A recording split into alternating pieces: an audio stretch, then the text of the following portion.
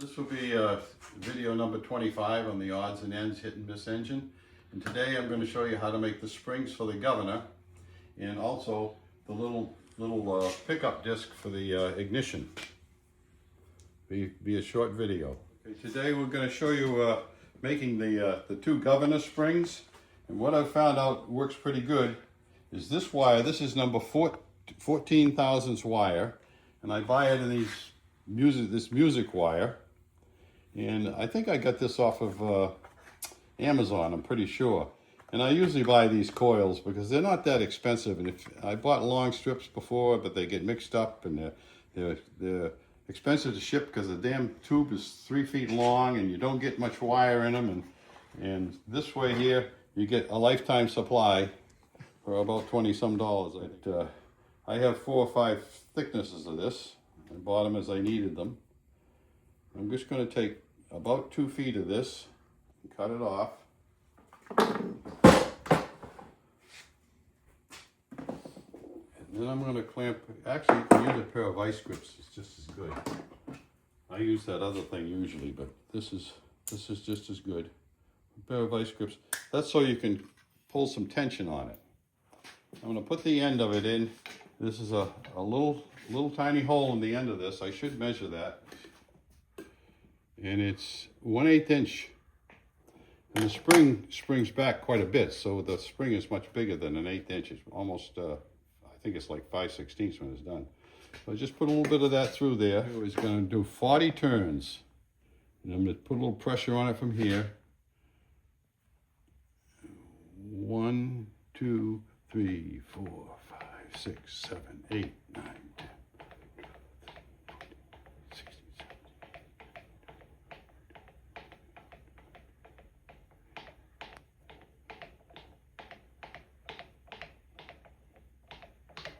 Okay, that's 40 turns. There's a little extra there because you have to bend out the ends. And then you have to push this out and nip that off. Gotta clip that. Now I'm just going to trim the other end off, and we'll take it over to the bench and bend the two ends out so we can get a hold of them. That's good, right there. And you see that? Yes. What I'm going to do is I take this and an X-Acto tool or anything else that I can find around that's sharp. And I take this razor blade and I put it down in between 2 coils. Take 2 coils like that. Whoop. If I can hold on to it. And then put this down in beside it and bend it to the side. Got it. Okay. Now I'll take a pair of pliers to that and straighten it out. So now I'm just going to grab the end of that and try to bend that out nice and even. So that's what I get. And I'll do that on both ends.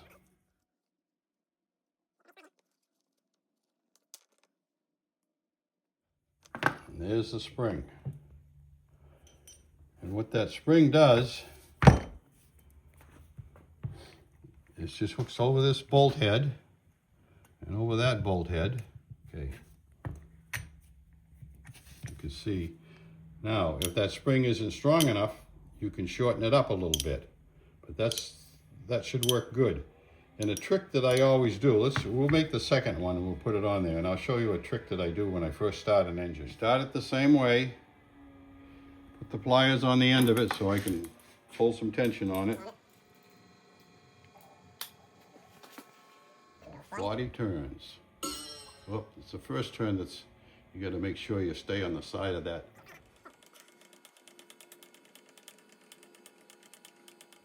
There it is.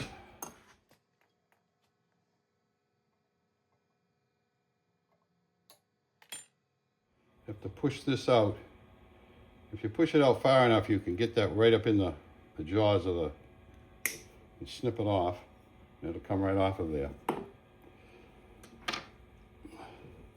Just trim the ends. That's good.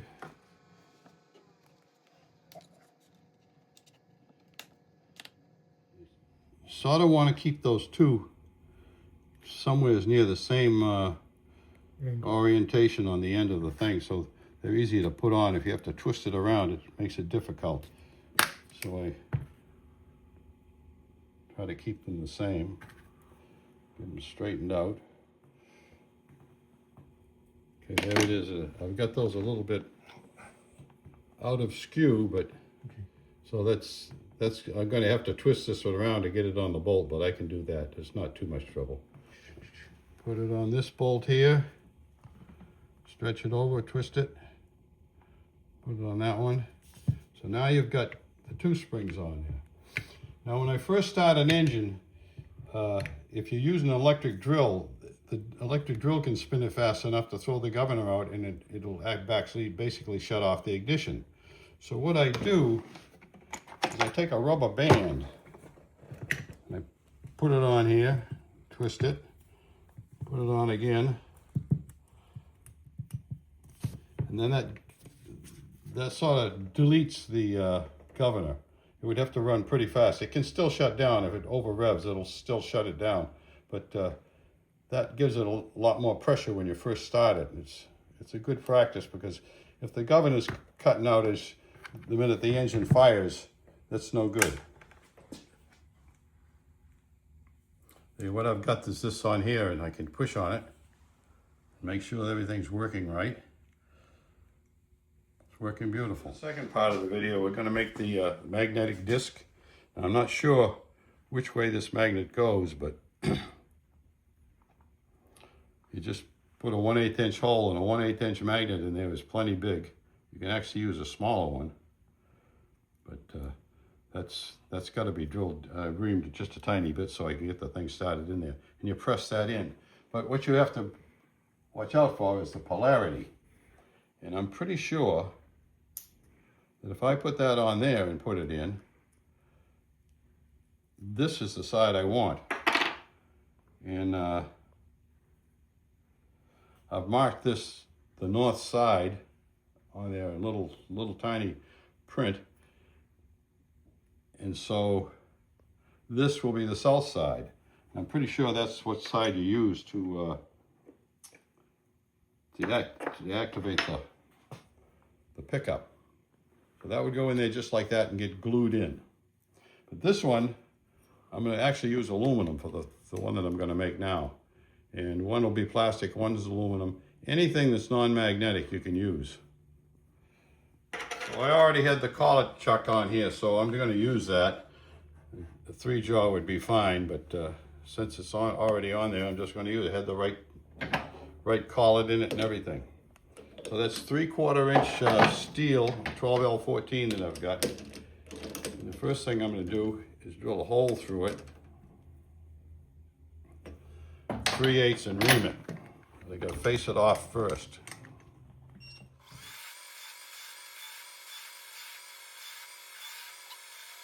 Start off with a center drill, actually a spotting drill.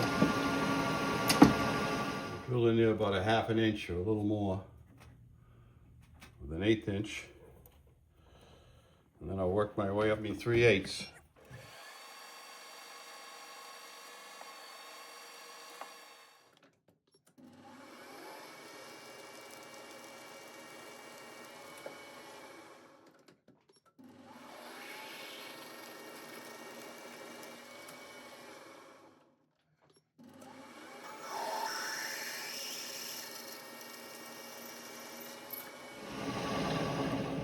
You gotta go to a U-drill.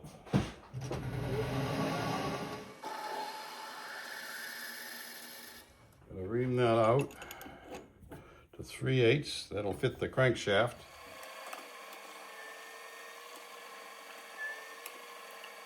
Now I just made this piece for my lathe here. It makes it a lot easier to sweep this off, because you know this part up here just collects so much crap and it gets all down in the bolt holes and so forth. You see what a mess it's made out of it. But this is just a piece of aluminum with some magnets on the back, a board, and I can take it off easy, and it's easy to clean. I'm going to part that off. I'm going to go down to about 5/8 for this shoulder.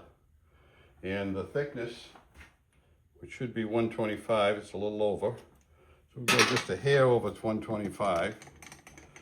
I'm going to set up the stop against the material, zero it, go 125 and a little more to set my stop. I'm going to turn that down to about 5/8. The dimension really doesn't matter. I just got to drill a hole in the other piece that's about the same size, so I'll bore it. And I want a little shoulder there.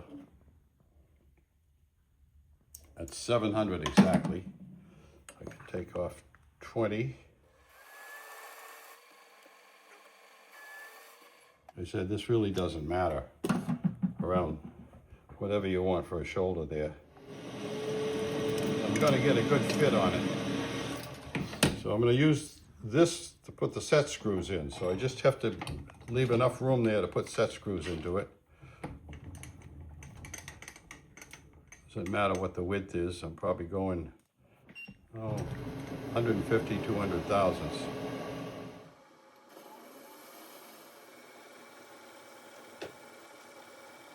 Polish that up before I take it off of there. I won't have to polish it later.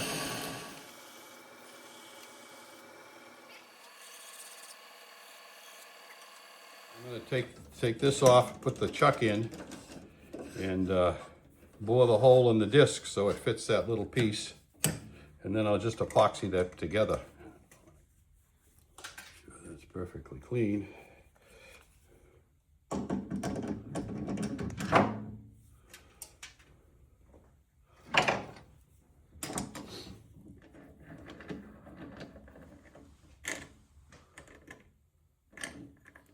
First I'm going to drill a hole through there.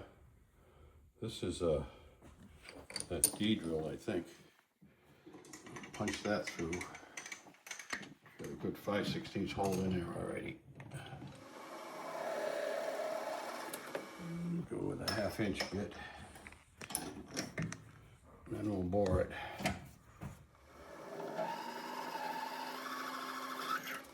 It's just gonna make it. I'll lock the stop so I can't get in trouble here. Just gonna measure that to see where I'm at. Got about 100 to take out of there. Take out 20.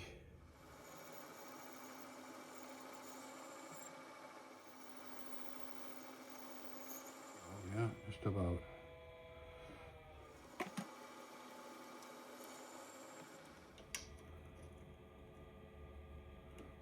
Just about right. That'll be good for a press fit. I won't even have to glue it. Use a 440 set screw in that. So that's a 440. It's a number 44 drill.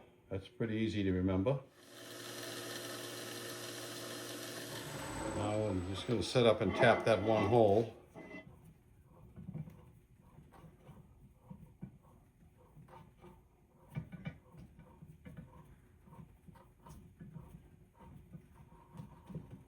Now I'm going to rotate this 90 degrees. So if you put 2 set screws in at 90 degrees, they hold really good. It's the best way to do it. You don't want to put them 180 degrees apart. That sort of is no use. It doesn't work. Like I said, this is a number 44 drill.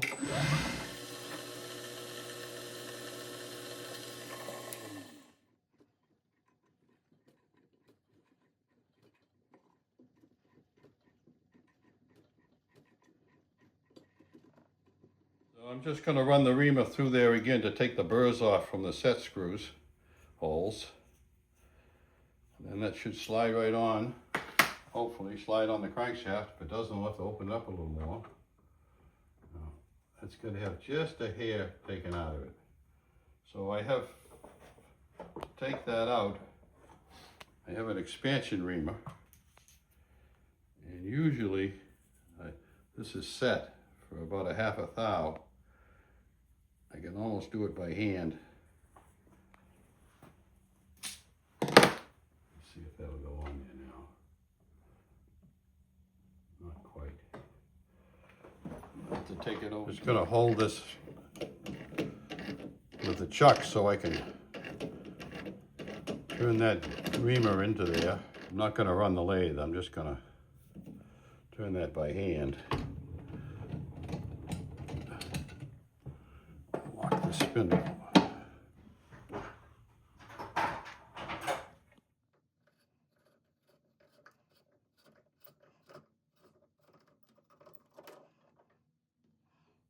That goes on there nice, good fit.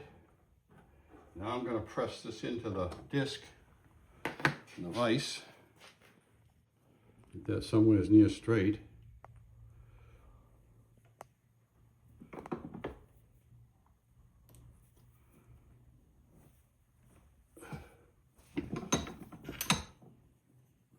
There it is. Now I'm going to put this back in the lathe and smooth that up, then we'll drill the hole in for the magnet.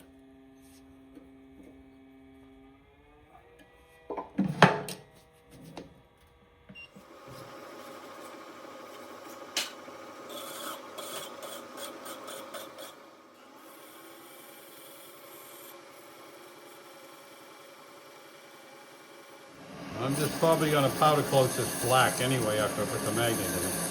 I just want to get it cleaned up smooth. Okay, let's just see if that's wobbling because it's not on there straight up. It's not pressed in tight enough. Let's see what it does now.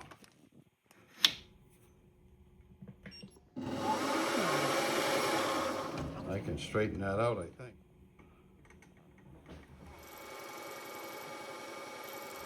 That's good. Now we're going to just drill a 1/8 inch hole right out near the edge, as far as close as I can get. And this will be for the magnet.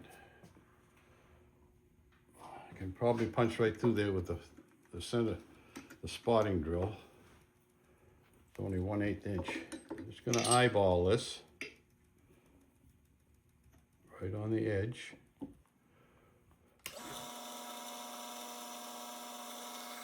So that's it for the disc.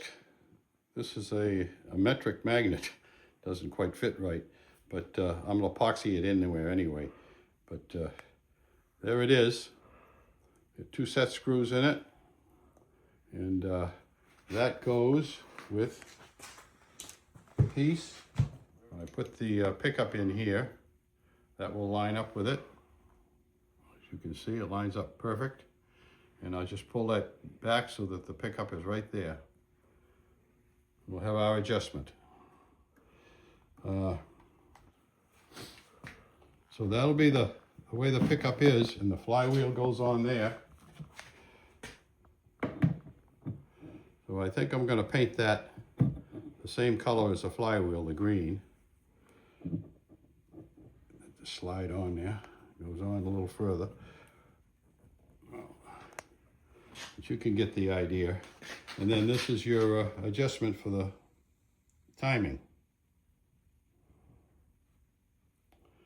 Well, I'll have that all together next week, and maybe we'll be able to test the timing and see if we can set it up. I'll put on the connecting rod and so forth so we can check out where the positioning, and that'll be next week's project. And I'll show how to assemble the cylinder head and the valves and so forth.